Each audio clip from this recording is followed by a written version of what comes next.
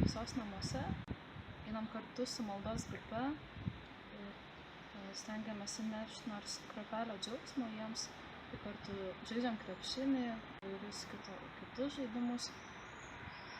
Paskutinį kartą, kada lankėme, žaidėm protmūšį. Tikrai buvo labai smagu, buvo daug juoko ir tikrai gražių akimirkų. Ir vienas vaikinas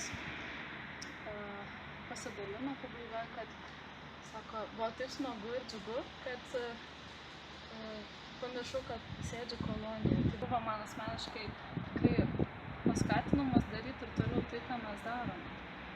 Ši savanorystė kolonijoje man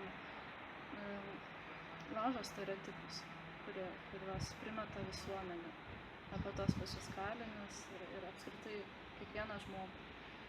Tai mane keičia.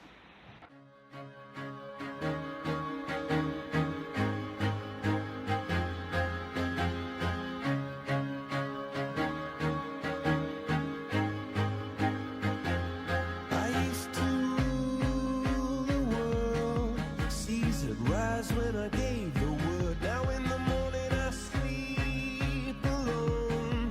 Sweep the streets I used to own. O, jau filmuoja. Šiandien paruošėm protmūšį. Bus 5 rungtys. Viena bus apie sportą ir bus vienas klausimas, kodėl Lietuvoje beisbolo lazdų parduodama daugiau negu kamuoliukų. Einame.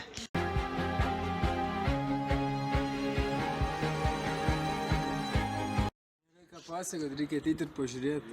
Skaudi realybė, bet iš tikrųjų tikrai neskaudi. Gražiai praėjau. Kas buvo gražu? Viskas. Kartu juokas. Nežinau. Gal jau bendravimas. Prikolinam. Aktualios tos temos tikėjimo. Neklauso muzikos, neatspėja mūsų užduočių. Tos orchidėjos nežinau. Padarėm kažką gerą. Misija įvykdyta.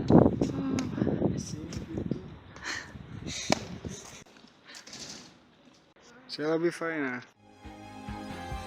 I used to roll the dice, feel the fear in my enemy's eyes, listen as the crowd would sing.